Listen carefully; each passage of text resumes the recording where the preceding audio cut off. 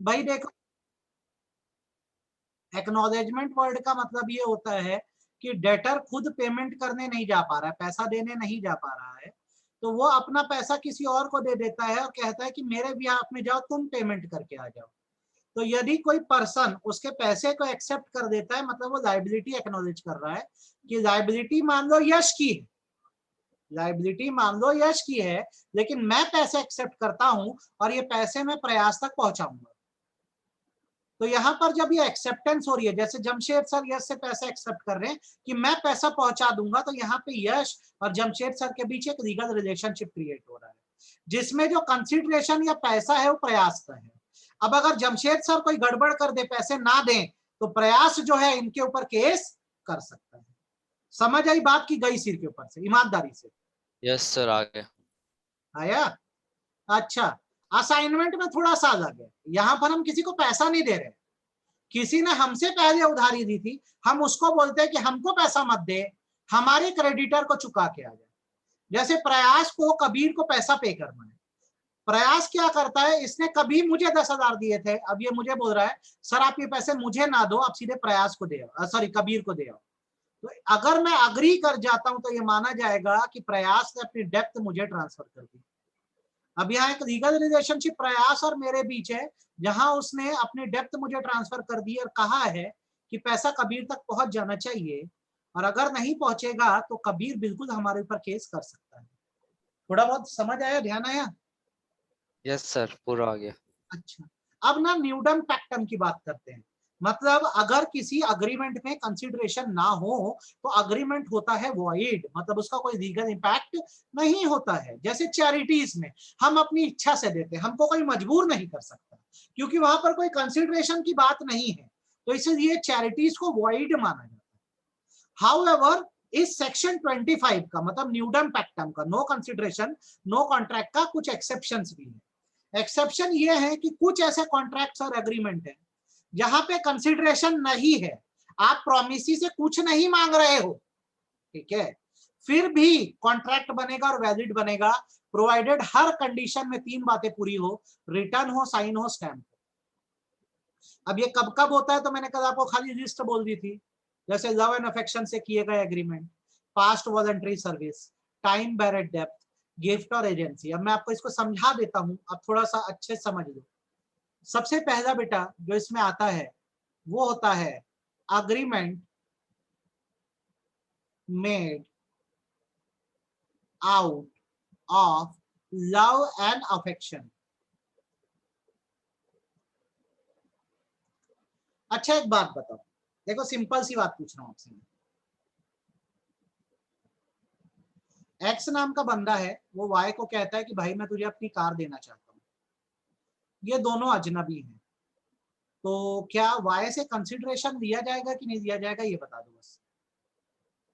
लिया जाएगा सर। बिल्कुल यस लिया। सर। भाई अगर एक्स इच्छा जता रहा है कि मैं कार बेचूंगा, तो एक्स प्रोमिसर है, ठीक, और वाई प्रोमिसी है। अब वाई जब पैसा देगा तभी तो उसको कार मिलेगी ना, तो यहाँ पर इसे पैसे देने होंगे। अब मैं अगर ये बोलूं कि एक्स और वाई सगे भाई हैं, दे आर ब्रदर्स, अब अगर एक्स जो है वो वाई को कार दे रहा है, यार मैं तुझे कार देना चाहता हूं, तो क्या यहाँ पर एक्स पैसे एक्सपेक्ट कर रहा होगा कि नहीं, ये बता दो। दोनों सगे नो सर। नहीं कर रहा होगा सर। नो रियल ब्रदर है। लेकिन अगर मैं कार को वाई के नाम कर दूं, जैसे मैं एक्स हूं आप वाई हो, हम दोनों सगे भाई हैं, अब जैसे एक्स ने कार दे दी तो इसका रजिस्ट्रेशन लगेगा कि नहीं लगेगा, ये बताओ, रजिस्ट्री लगेगी कि नहीं, किसके नाम करवानी पड़ेगी? लगेगा बिल्कुल लगेगी, वाई के नाम पे। वाई के नाम पे। तो यहाँ पे कोई कंसिडरेशन तो नहीं दिया जा रहा है, पैसे तो नहीं दिए जा रहे हैं, ये माना जा रहा है कि दोनों सगे भाई है, तो हम अज्यूम कर रहे हैं कि दोनों के बीच क्या है, लव एंड अफेक्शन। और अगर एक्स इस बात को लिखित रूप में दे दे, मतलब रजिस्ट्री करा दे, बराबर साइन करा दे, अपना भी और वाई का भी साइन करा दे, और इसको स्टैम्प पेपर पे दे, तो इनके बीच वैलिड कॉन्ट्रैक्ट बना कि नहीं बना, ये बता दो। वैलिड बना सर। बना। तो हमारा लॉ यही बोलता है, इसको मैं मिटा रहा हूं ना, हमारा लॉ यही बोलता है बेसिकली कि अगर आप लव एंड अफेक्शन से किसी के साथ अग्रीमेंट करते हैं तो उसमें बेसिकली कंसिडरेशन प्रेजेंट नहीं होता, क्योंकि प्यार में एक्सपेक्टेशंस नहीं होती। हम कुछ एक्सपेक्ट नहीं करते। थ्योरी नहीं बता रहा हूँ, फिलॉसफी नहीं बता रहा हूँ, सच बता रहा हूँ कि अगर हम किसी से लव एंड अफेक्शन रखते हैं, प्यार रखते हैं, तो हम बदले में कुछ एक्सपेक्ट नहीं करते। अब हमारा लॉ बोलता है कि यदि लव एंड अफेक्शन से हम किसी को कोई चीज देने का प्रॉमिस कर देते हैं, वादा कर देते हैं, और ये चीज रिटर्न साइन और स्टैम्प फॉर्म में है, तो बिल्कुल ये वैलिड कॉन्ट्रैक्ट है। तो मैं लिख देता हूं, agreement made out of love and affection made in writing is valid। मेरी बात समझ आई कि गई सिर के ऊपर से? सिर के ऊपर से गई कि समझ आई? ये बताओ, ईमानदारी से बोलना।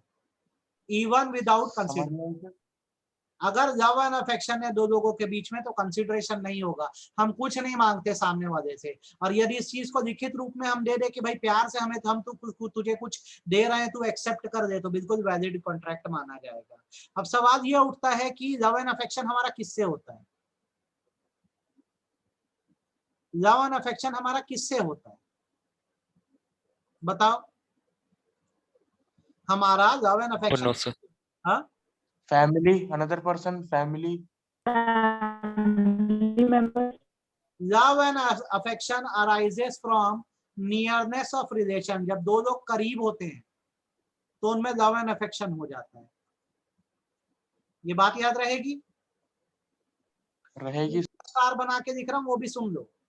Nearness of relation does not itself means love and affection। अब ना ये दोनों पॉइंट को एकदम अच्छे से ध्यान रखना बेटा, दिमाग में बिठा दो। लव एंड अफेक्शन तब आता है जब लोग रिश्तों में करीब होते हैं, पर यह भी बात है कि अगर कोई रिश्ते में करीब है तो जरूरी नहीं है कि मेरा उससे लव एंड अफेक्शन हो। ये दोनों बातें सही है कि नहीं, है बताओ? Yes sir. ठीक, अब कोई मेरा दूर का रिश्तेदार है, मतलब दूर का या करीब का, मान दो मेरा कोई रिश्ते में चाचा लगता है, तो जरूरी है क्या मेरा उसके साथ लव एंड अफेक्शन हो? Is it necessary? No sir. बिल्कुल। तो आपको ये दोनों पॉइंटर्स याद रखने हैं, और आप जब इसकी थ्योरी लिखेंगे तो लिख के आना है आपको। ये लव एंड अफेक्शन अराइज होता है नियरनेस ऑफ रिलेशन से, पर ये भी याद रखो कि नियरनेस ऑफ रिलेशन का मतलब जो होता है वो लव एंड अफेक्शन हो, हमेशा जरूरी नहीं है। कितना क्लियर है? बात समझ पूरा सर। आया ना? आपको फर्स्ट केस समझ आया? लव एंड अफेक्शन वहां पर कंसिडरेशन प्रेजेंट नहीं होगा, फिर भी कॉन्ट्रैक्ट बनेगा। बेटा दूसरी सिचुएशन ऐसा कब होगा मैं आपको बता रहा हूं। ये होता है प्रॉमिस टू पे फॉर पास्ट वॉलंटरी सर्विस।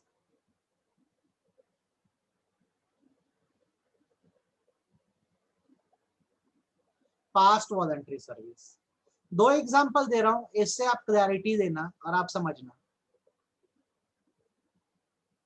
एक साइड में मान लो प्रयास है और दूसरे साइड में मैं हूं। प्रयास मुझे बोलता है कि सर आप मुझे पढ़ा दो, मैं हूं, मैंने कबीर लिख दिया, अच्छा लिख दिया तो लिख दिया। प्रयास कबीर को बोलता है कि कबीर भाई तू मुझे पढ़ा दे। तो कबीर अब जब पढ़ाएगा तो ये वॉलंटरी एक्टिविटी है कि इनवॉलंटरी एक्टिविटी? इनवॉलंटरी। ये एक इनवॉलंटरी एक्टिविटी होगी। ये खुद की इच्छा से नहीं पढ़ा रहा है, किसके बोलने पर पढ़ा रहा है? प्रयास के बोलने। सही बात है। इसके बदले प्रयास इसको फीस देगा। क्या देगा? फीस देगा। पहले बताओ इतनी बात समझ आई कि नहीं, हाँ या ना? आप हाँ सर। Yes sir. प्रयास ने कुछ नहीं बोला, कबीर अपनी इच्छा से आके सेल्फ अपने एफर्ट से प्रयास को पढ़ाता है, प्रयास के पीछे मेहनत करता है। प्रयास ने उसे पढ़ाने नहीं बोला था, कबीर अपनी इच्छा से उसे आता है, पढ़ाता है। तो अब एक बात बताओ, यहाँ पर प्रयास इसे फीस देगा कि कंपनसेशन देगा? compensation, compensation, कंपनसेशन क्यों पता है? क्योंकि यहाँ पे कबीर अपनी इच्छा से आके आपके लिए कुछ किया है, तो क्योंकि उसने अपनी इच्छा से कुछ किया है तो आप उसको ये नहीं बोल सकते कि हम आपको बदले में कुछ दे रहे हैं। आप बोलोगे आपने हमारे लिए इतना कुछ किया तो हम इसके लिए आपको कंपनसेट कर सकते हैं ज्यादा से ज्यादा। इस चीज की कीमत नहीं लगाई जा सकती जो आपने हमारे लिए किया है। और रिफाइंड कर दिया जाए तो एक्स के माता पिता ने आज तक एक्स के लिए इतना कुछ किया, मम्मी पापा ने, तो एक्स को उसका हिसाब लगाएगा क्या? क्या एक्स इस चीज का हिसाब लगा सकता है? मम्मी पापा ने उसके लिए आज तक जितना भी No, कुछ sir. नहीं, वो No, sir. अपनी तरफ से उनको खुश रखने की कोशिश कर सकता है। It just a compensation. क्या? compensation. तो कई बार जीवन में ऐसा होता है कि कुछ लोग ऐसे होते हैं जो हमारे बिना बोले हमें बहुत कुछ देकर चले जाते हैं। तो इस सिचुएशन में हमको समथिंग रिटर्न उनको नहीं देना होता है, हमें उन्हें कंपनसेट करना होता है। और यदि हमने प्रॉमिस कर दिया है किसी को लिखित रूप में कि भाई तूने मेरे लिए इतना आज तक कुछ किया है मेरे बिना बोले और मैं तुझे कुछ पे करना चाहता हूं, तो ये एनफोर्सेबल थिंग है। मतलब आपको अगर लिख के आपने दे दिया तो लीगली आपको पे करना होगा। और सामने अगर अड़ गया कि अब तू बोला था तो पे कर, तो फिर आपको देना ही पड़ेगा। मेरी बात समझ आई कि सिर के ऊपर से गई? ये बताओ मेरी बात आगे से थोड़ा सा टेक्निकल है, देख के समझ के करना बेटा। इसको डाउट हो तो बताना। नॉर्मली कंसीडरेशन हमें कब देता है कोई? जब हम उसे कहते हैं, जब हम डिजायर करते हैं। यदि किसी ने अपनी इच्छा से हमारे लिए कुछ कर दिया है तो फिर हम उसको बदले में कंपनसेशन देना पसंद करते हैं, और यहाँ पर कंसीडरेशन प्रेजेंट नहीं होता है। तो आप इस बात को फोकस करिए और अपने दिमाग में बिठा दीजिए कि if any promise is made in writing for payment of past voluntary service,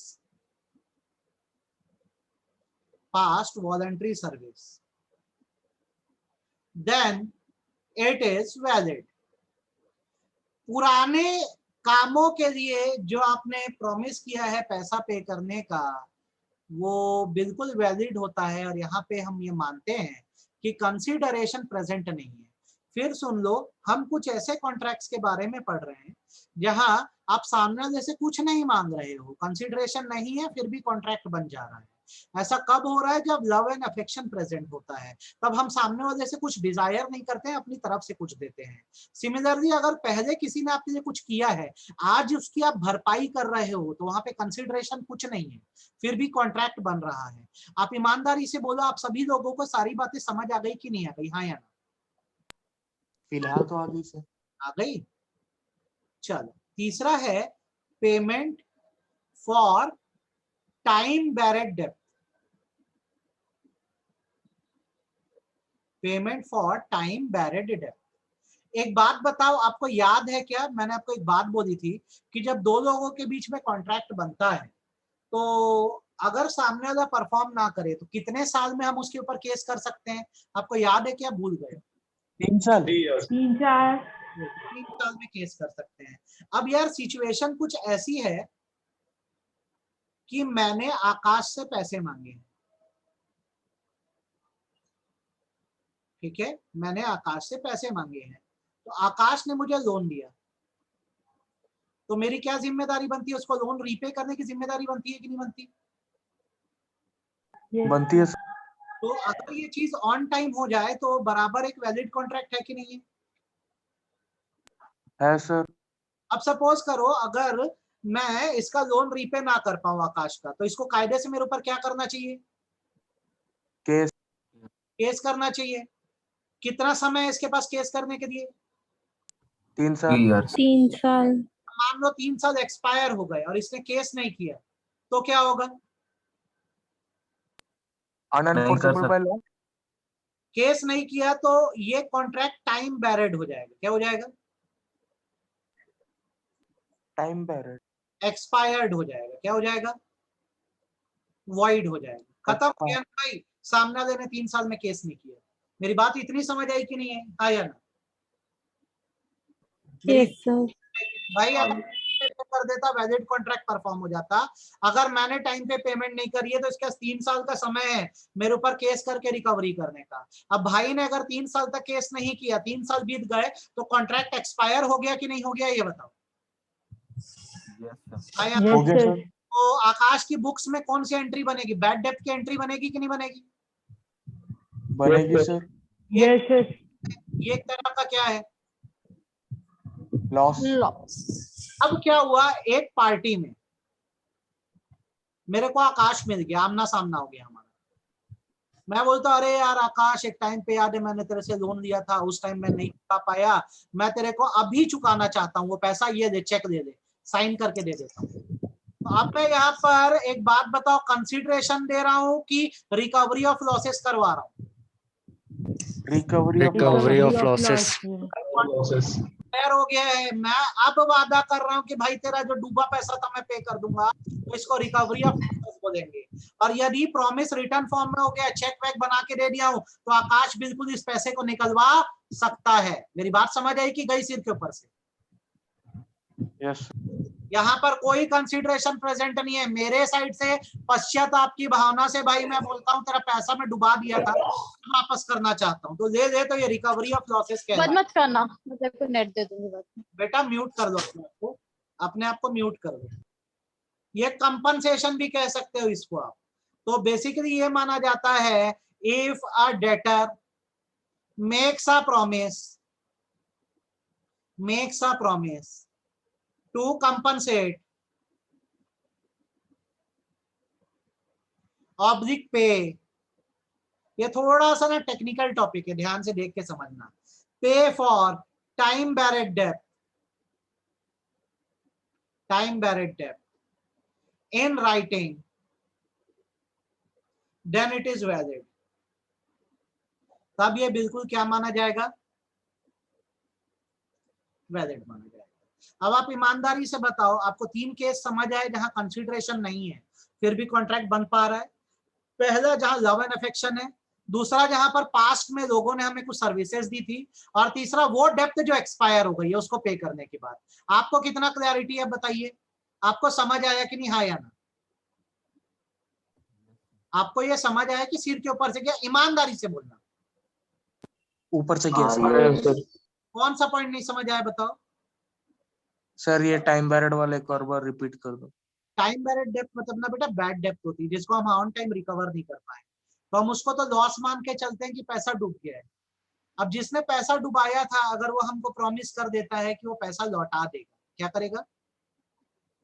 लौटा देगा पैसा, तो ये माना जाता है वो हमें कोई कंसिडरेशन नहीं दे रहा है, वो हमें कंपनसेट कर रहा है, जो पैसा उसने डुबा दिया था उसको रिकवर करके दे रहा है। तो हमारा लॉ बोलता है कि अगर कोई डूबा पैसा वापस करने की बात कर रहा है, अपनी इच्छा से कर रहा है, लिख के दे रहा है कि वो डूबा हुआ पैसा वापस कर देगा, तो बिल्कुल वैलिड कॉन्ट्रैक्ट बना लो। यहाँ पर कोई कंसिडरेशन या लेन देन प्रेजेंट नहीं है, एक बंदा अपनी इच्छा से आपका डूबा पैसा आपको लौटा रहा है। कुछ समझ आया कि अभी भी गया सिर के ऊपर से? सर ये सिर्फ डेप्थ के केस में एप्लीकेबल है क्या? ये चीज ऐसा नहीं है, डेप्थ के केस में ये केसेस है, पॉइंटर्स है। सेक्शन 25 में ये सारी बातें बोली गई है, तो अपन एकदम लॉ के हिसाब से चलते हैं कि जो जो बातें बोली गई हैं उसको हम लेके पढ़ते हैं, ठीक है? अब ये किताबों में नहीं, एक्चुअल लॉ में भी यही सब दिया गया है कि लव एंड अफेक्शन से अगर कोई कॉन्ट्रैक्ट बना रहा है भाई, या फिर पुरानी सर्विसेज के बदले कुछ पैसा दे रहे हो, या डूबा पैसा रिकवर करवा के दे रहे हो, तो भाई कंसिडरेशन नहीं है, कोई गिव एंड टेक नहीं है, कोई लेन देन नहीं है, सब जगह से वन साइडेड काम चल रहा है और अलाउड है, करो, कोई दिक्कत नहीं, ठीक है? यही चीज गिफ्ट में होता है। बोलो बोलो। सर जो कंपनसेशन करने का प्रॉमिस करेगा, तो जो एग्रीमेंट में प्रॉमिस करेगा तो उसमें टाइम भी बताता है क्या कि इतने टाइम के अंदर कंपनसेशन कर दूंगा? भाई आप रिटर्न में कर दिए, फिर आनाकानी करोगे तो आपका फिर से फ्रेश 3 साल चालू हो जाएगा। कितने साल में केस कर सकेंगे? फिर से 3 साल में केस कर सकेंगे। बात समझ आई? सिमिलरली जब बात करते हैं अपन गिफ्ट की, तो कुछ प्रॉपर्टीज होती हैं बेटा, जैसे जमीन जायदाद, इमूवेबल प्रॉपर्टीज। ऊपर वाले में एक डाउट है बोलो बोलो। सर। जैसे हम लोग केस कर दिए 3 साल से पहले ही, लेकिन सर हम लोग जो केस करे वो 3 साल से ज्यादा तक चला, तब? हाँ चलने दो ना, कहीं तो 20-20 साल चलते हैं, हमारे पास केस करने के लिए समय जो है वो 3 साल का है, फिर वो जितना लंबा चले चल सकता है। बात समझ आई? जैसे ऐसा नहीं है कि खाली कॉन्ट्रैक्ट लॉ में है। जैसे आपको मैं बताऊं, आप कंज्यूमर हो ना, अगर आपने कोई सामान खरीदा, सामान खरीद खराब निकल गया, तो आपके पास 2 साल का समय होता है केस करने का। इसको लॉ ऑफ लिमिटेशन बोलते हैं। क्या बोलते हैं? Law of limitation. अभी आज जैसे 2 जून है ना, आज कोई सामान खरीदू खराब निकल जाए, सेलर बोलता रिप्लेस नहीं करूंगा, मेरे पास 2023 तक का समय है उसके ऊपर केस करने का। मेरी बात समझ आई? ये सब नॉलेज है जो कि तुम लोग को लेते रहना चाहिए। तो देखो गिफ्ट का हिसाब किताब क्या होता है पता है? गिफ्ट जो होता है ना, गिफ्ट देने वाले को डोनर बोलते हैं। क्या बोलते हैं? डोनर। जो गिफ्ट रिसीव करता है ना, उसको डोनी बोलते हैं। अब हमारा लॉ ये बोलता है कि जब डोनर कोई गिफ्ट दे रहा होता है तो वो खुद की इच्छा से दे रहा होता है, वॉलंटरी दे रहा होता है। सही बात है गलत बात है? आप जब किसी को गिफ्ट देते हो तो अपनी इच्छा से देते हो कि नहीं देते हो? हाँ या ना? सही बात है सर। अब अगर डोनी ने गिफ्ट को एक्सेप्ट कर दिया, मान लिया कि मेरे को ये गिफ्ट चाहिए, चलो ठीक है, तो ये माना जाता है कि अगर गिफ्ट में जमीन वमीन दी गई है, इमूवेबल प्रॉपर्टी दी गई है, इमूवेबल प्रॉपर्टी दी गई है। अब बदले में तो गिफ्ट है तो कुछ दे तो रहे नहीं हो, आप कंसिडरेशन तो नहीं दे रहे हो, आप इमूवेबल प्रॉपर्टी जैसे दे रहे हो, या कुछ मूवेबल प्रॉपर्टीज दे रहे हो, जैसे शेयर दे रहे हो या कोई व्हीकल दे रहे हो। इसके लिए क्या करना होता है बेटा? एक कॉन्ट्रैक्ट बनता है जिसको गिफ्ट डीड बोला जाता है। क्या बोला जाता है? क्या बोला जाता है?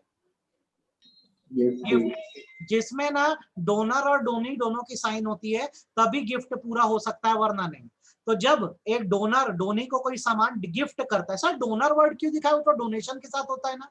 नहीं, गिफ्ट में भी डोनर वर्ड ही यूज होता है, याद रखना। गिफ्ट देने वाला डोनर होता है और गिफ्ट एक्सेप्ट करने वाला डोनी होता है। तो जब डोनर गिफ्ट दे रहा है और डोनी गिफ्ट को एक्सेप्ट कर रहा है, तो ये माना जाता है कि अगर इमूवेबल प्रॉपर्टी हो या शेयर हो या व्हीकल हो, तो गिफ्ट डीड बनती है जिसमें गिफ्ट की टर्म एंड कंडीशन लिखी होती है, दोनों पार्टीज का साइन होता है और बराबर वैलिड कॉन्ट्रैक्ट बनता है। मेरी बात समझ आई कि गई सिर के ऊपर से? बात समझ आई कि सिर के ऊपर से? ईमानदारी से बोलो, आपको चारों पॉइंट एकदम अच्छे समझ आ गए कि नहीं आ गए, ये बताओ, हाँ या ना? आ गए? आखिरी बेटा जो आता है वो इसमें आता है एजेंसी। क्या आता है? Agency is a relationship. ये एक रिलेशन है, किसके बीच का? नाम बोलो, आप बताओ, किसके किसके बीच का रिलेशन है? Principal and agent. Agent. Spelling क्या होगी प्रिंसिपल की? PAL की PLE? PAL। ठीक। अब होता क्या है यार, समझो, एजेंट किसको रिप्रेजेंट कर रहा है? प्रिंसिपल। प्रिंसिपल को। तो ये लोग दोनों लीगल रिलेशनशिप में है कि नहीं है सर। है? इनका कॉन्ट्रैक्ट किसके साथ बनता है? Outsider, third party. आउटसाइडर इनको कंसिडरेशन देता है। सही बात है? तो ये लोग उसको क्या देते हैं? परफॉर्मेंस देते हैं। सही बोल रहा हूँ गलत बोल रहा हूँ? सही है। तो ये दोनों भाई एक टीम में, तो एक दूसरे को कहाँ कंसिडरेशन दे रहे हैं? ये तो बाहर से जो कंसिडरेशन आता है उसको शेयर करते हैं। सही बात है कि गलत बात है? सही बात है। ये एक दूसरे को कहाँ कुछ दे रहे हैं। एजेंट तो बस रिप्रेजेंट कर रहा है प्रिंसिपल को बाहरी आदमी के सामने, बाहर से जो कंसिडरेशन आता है दोनों ही लोग उसको शेयर कर देते हैं। मैं सही बोल रहा हूँ कि गलत बोल रहा हूँ?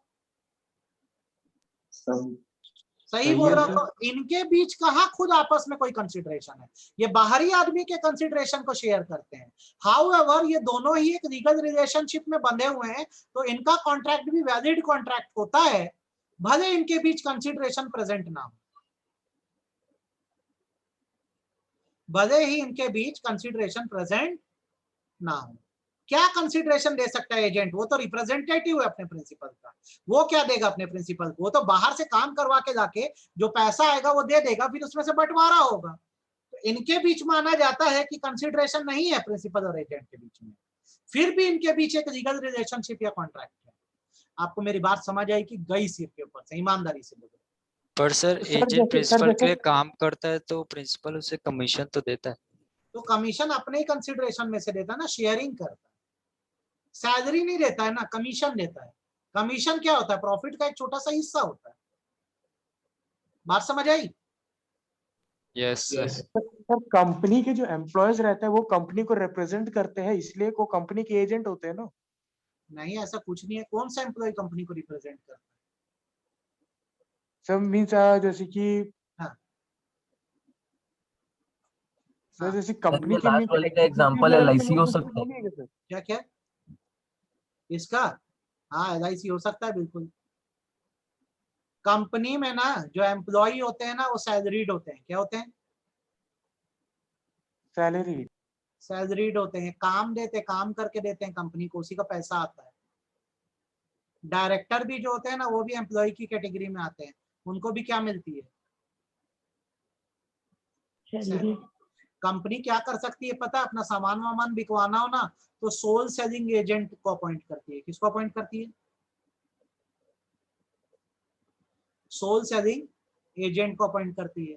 ये कंपनी के बिहाफ में काम करके देता है और जो पैसा आता है ना ये कंपनी और इस एजेंट के बीच में बट जाता है।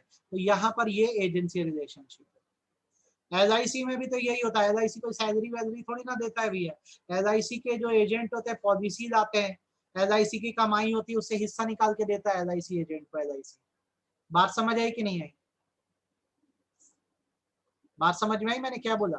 सर हाँ बेटा। सर अगर कॉन्ट्रैक्ट में ऐसा है कि एजेंट को कंसिडरेशन में से कुछ परसेंट मिलेगा तो फिर वो शेयरिंग कहलाएगा ना। वो प्रिंसिपल और एजेंट के बीच की शेयरिंग है। कंसिडरेशन आ कहाँ से रहा है? बाहर से आ रहा है ना। एजेंट थोड़ी ना कोई बिजनेस करके दे रहा है प्रिंसिपल को, या अपनी तरफ से थोड़ी ना कुछ कर रहा है। वो बाहर से कॉन्ट्रैक्ट करवा के दे रहा है। बाहर से जो कंसिडरेशन आता है उसका बंटवारा होता है इनके बीच। बात समझ में आई? Yes sir. बात समझ में आई? आपको ये पांचों पॉइंट समझ में आए कि नहीं, हाँ या ना, ये बताओ मेरे को। यस आपके मन में Yes, इसके sir. ऊपर Yes, सवाल sir. हो तो आप इसमें और पूछ सकते हो। जितनी दूर दूर तक का डाउट है आप सब पूछ सकते हो, कोई दिक्कत नहीं है। आप बस पूछो। सर आपको एजेंट वाला एक और समझाओ ना सर। कौन सा एजेंट वाला? देख इतना समझ ले, हाँ। अगर मैं तुम्हारा एजेंट हूं ना तो हम लोग एक टीम के आदमी हैं। क्या है? हम लोग एक टीम के आदमी है। हम लोग बाहरी लोगों को डिजायर शो करके अपने साथ कॉन्ट्रैक्ट बनवाते हैं। तो हम लोग एक ही टीम के हैं तो हमको कंसिडरेशन बाहर से मिलता है। कहां से मिलता है? बाहर से मिलता है, जिसको हम बाहर लोग से। आपस में क्या करते हैं, शेयर कर देते हैं। हमारी टर्म्स एंड कंडीशन आपस में डिसाइडेड है ताकि कल को कोई एक दूसरे से धोखाधड़ी ना करे। तो हमारे बीच है लीगल रिलेशनशिप माना, पर हमें जो पैसा या कंसिडरेशन आता है वो आउटसाइडर से आता है जिसको हम लोग शेयर करते हैं। तो हमारे रिलेशनशिप में लीगल टर्म्स एंड कंडीशन तो होगी पर कोई कंसिडरेशन नहीं होगा। कुछ समझ आया? हम Yes, लोग sir. एक टीम के लोग हैं, हम लोग एक साइड है दोनों। ठीक है, और बताओ। सर जोमेटो भी इसका एग्जांपल हो सकता है ना, इसका एजेंसी का। जोमेटो एजेंसी थोड़ी ना है। जोमेटो तो एक प्लेटफॉर्म है। वो आपको क्या करके देता है? रजिस्ट्रेशन करवाने देता है बस, कि मेरे प्लेटफॉर्म से बेचो। उसकी शुरू में फीस ले लेता है। ठीक है, उसकी शुरू में ही फीस ले लेता है। इसमें नहीं आ सकता जोमेटो। वो एग्रीगेटर है। कौन है वो? कौन है जोमेटो? एग्रीगेटर। ये एक अलग ही फॉर्म ऑफ बिजनेस होता है, आजकल बहुत चल रहा है। जो ओला वाले हैं या ओयो है या ये सब ना एग्रीगेटर, ये लोग प्रिंसिपल एजेंट रिलेशन पे नहीं चलते हैं। ये लोग अपने साथ सबकी रजिस्ट्री करा देते हैं, अपनी मर्जी से जो करना है करो, ऐसा सिस्टम है। फीस दे देते शुरू में ये लोग एग्रीगेट कैसे होता है? क्या? एग्रीगेट क्या होता है? एग्रीगेटर मतलब तू एक प्लेटफॉर्म बना दे, खूब पॉपुलर कर दे, लोगों को इनवाइट करके तेरे साथ आके जुड़ जाएं।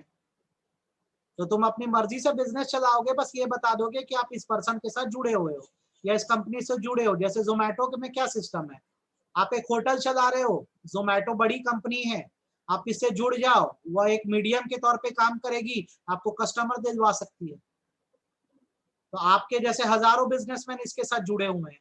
ओला पहले टैक्सियां अलग अलग चलती थी, सबको एग्रीगेट कर दिया, जोड़ दिया। पहले कस्टमर ढूंढने पड़ते थे, अब ओला दिलवाता है कस्टमर। बात समझ आई? ये एग्रीगेटर्स होते हैं। अमेजन एग्रीगेटर है, बहुत सारे रिटेलर जनरल स्टोर अमेजन में जुड़े हुए हैं। क्लियर है आपको मेरी बात, हाँ या ना? बोलो। Yes, sir. तो ना ये चैप्टर सर वो गिफ्ट की जो 2 प्रॉपर्टी है ना, वो एक बार समझाएंगे क्या फिर से? बेटा गिफ्ट का सिस्टम ये होता है कि गिफ्ट में 2 पार्टीज है, एक है डोनर एक है डोनी। डोनर वॉलंटरीली गिफ्ट देता है डोनी को और बदले में कोई कंसिडरेशन नहीं मांगता है। अब हमारा लॉ ये बोलता है कि अगर गिफ्ट में जमीन दी जा रही है, इमूवेबल प्रॉपर्टी दी जा रही है, या शेयर या कोई व्हीकल दिया जा रहा है, तो इसके लिए गिफ्ट का अलग से कॉन्ट्रैक्ट बनता है जिसको गिफ्ट डीड बोला जाता है। ये कॉन्ट्रैक्ट है, इसको बनाकर ही इमूवेबल प्रॉपर्टी या शेयर गिफ्ट पे दिए जा सकते हैं, वरना नहीं दिए जा सकते। बात समझ में आई? हाँ सर। और बताओ, ये चैप्टर कंसिडरेशन इतना ही था, खत्म हो गया है ना। अब ना 4 चैप्टर और बचे हैं, उसके बाद आपका कॉन्ट्रैक्ट एक्ट खत्म हो जाएगा। क्या खत्म हो जाएगा? कॉन्ट्रैक्ट एक्ट खत्म हो जाएगा आपका। आपको सैटरडे को मैंने कहां तक टेस्ट बोला है? कंसिडरेशन तक बोला है ना सर? मैथ्स का भी शायद टेस्ट तो दे देना, क्या दिक्कत है? मेहनत करो यार, 2-3 महीने की बात है, दोनों टेस्ट दे दो। नहीं दे पाओगे तो संडे को दे दो, अपना लॉ का दे दोगे? हाँ संडे नहीं को सर। Sir, yes sir. देख लो जैसा तुम संडे लोग को अच्छा लगे, कहीं कोई देश में दिक्कत नहीं है, बस टेस्ट अपने को रेगुलर देना है अगर नंबर अच्छे चाहिए। ठीक है सर संडे को सर मेरा प्रैक्टिकल है। आप क्यों प्रैक्टिकल? मंडे को प्रैक्टिकल है। देख लो जैसा तुम लोग को सूटेबल लगे, मैं पेपर भेज दूंगा, मेरे को बना के ना ऑन टाइम, जब तुम लोग को ठीक लगे भेज देना। मैं बस ये चाहता हूँ तुम लोग प्रैक्टिस करो ज्यादा से ज्यादा। ठीक है, ऐसा कोई एकदम वो नहीं है कि प्रेशर है कि करना है, बस तुम लोग बनाओगे तो तुम लोग का बहुत अच्छा हो जाएगा आगे, जितने ज्यादा टेस्ट दोगे। और मेरे को एक बार अपनी अटेंडेंस ले लेने दो, तुम लोग के पेपर चेक करके मैं कल तक भेज दूंगा। कल थर्सडे है ना? हाँ भेज दूंगा। सैटरडे से अभी तक मेरे पास हो जाते हैं 104 पेपर। अब मेरे को उसको 4 दिन लगता है चेक करने में, 11, 12 सब मिलाकर 104, 110 पेपर हो जाते हैं। उतना टाइम लगता है चेक करने में। तुम लोग की डेट रखता हूँ वही ट्यूसडे वेडनेसडे, थोड़ा थोड़ा करके चेक करता हूँ। चलो ये कर दो, काफी है। सर हाँ बेटा। सर मैं आज ही ज्वाइन की हूँ तो मैं टेस्ट का कैसे करूंगी? भाविका आज ज्वाइन करिए तो मत देना टेस्ट, पहले पुराना पढ़ लो अच्छे से फिर देना, है कि नहीं? ठीक है, जैसे तो पुराना कैसे वो पढ़ूं? निधि मैम से एक बार बात कर देना, है ना? थोड़ा बेस वो बता Yes, देंगे sir. कैसा करना है, क्या है सिस्टम, है ना? फिर बेस बन Yes, जाएगा, sir. फिर पढ़ते रहो, आगे अभी जो पढ़ोगे समझ आएगा, उसमें दिक्कत नहीं जाएगी, पर फिर भी बात करो, Yes, sir. है ना? चलो बाय बाय बच्चों, Yes, sir. कल मिलते हैं हम लोग। Thank you sir. Bye bye बेटा।